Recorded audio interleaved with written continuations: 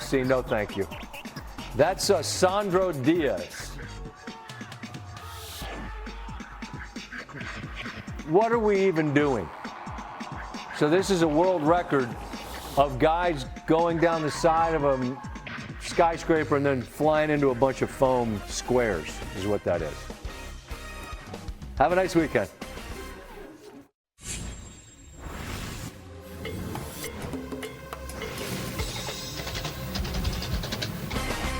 Hello and welcome to SportsCenter from the nation's capital. I'm Scott Van Pelt. Fun night in sports. We'll have full post game from Seattle and Arizona and visit with Jackson Smith in Jigba in just a moment. Bounce back week for winners. I mean, stay in the fight, sign up for 60, or I sign up for 11. How's that? Plus, one big thing on the eve of the always brilliant and entertaining Ryder Cup. As for the Thursday night game in the desert, Cardinals and Seahawks, NFC West affair. First quarter in a 3-0 game. What do you think of those unis? Everybody on the internet hates everything. I thought they looked clean to me.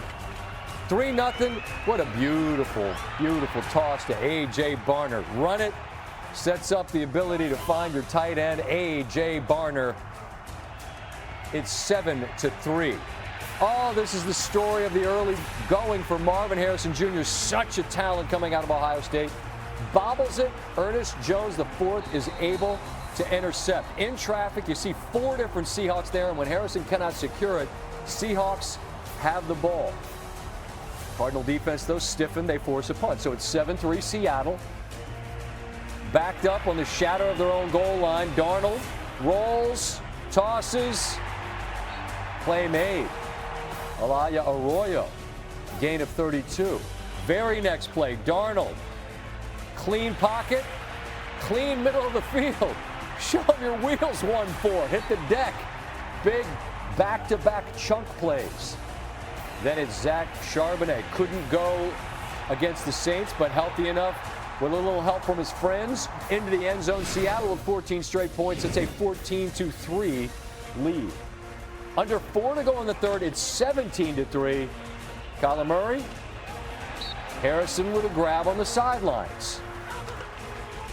Very next play, Cardinals try to get fancy, and that Seattle defense, they got players all over the field. They get a sack.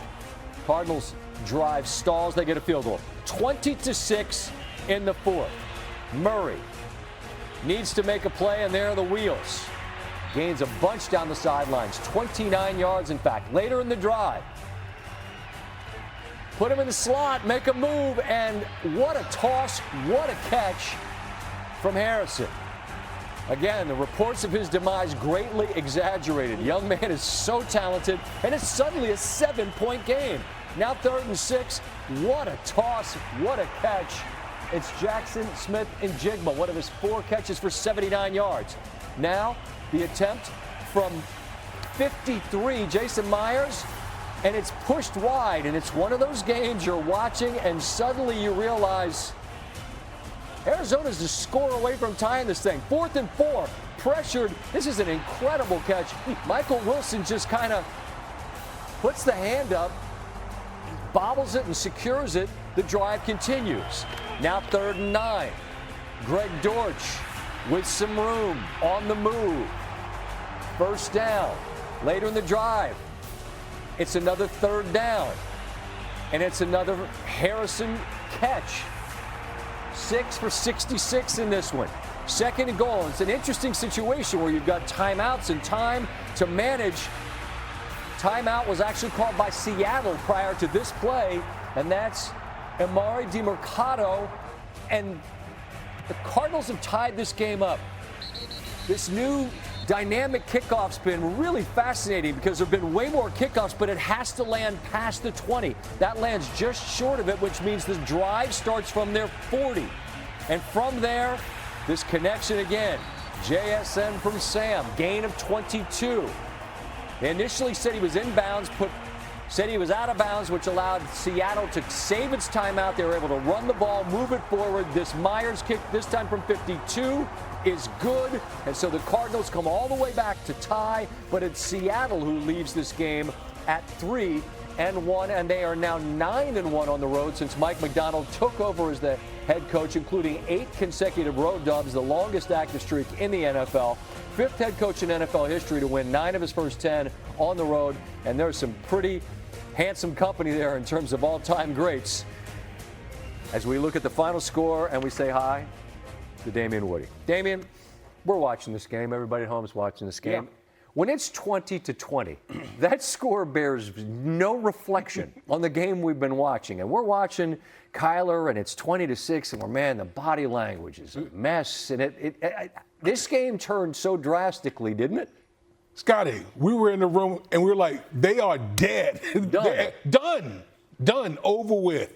And then all of a sudden, Marvin Harrison Jr. woke up. Guys started making plays in the passing game. And when they scored that one touchdown, I'm like, uh-oh. Well, suddenly you're a stop away. You're a stop away. Or a missed field goal away. And Seattle was fairly conservative setting up a field goal. And look, the way guys are automatic from 50-some-odd yards, you get it. But when Myers misses, it opens the door, they tie the game.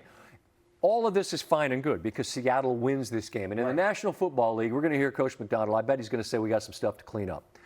But do you care at all in this league when you walk out of the road with a win?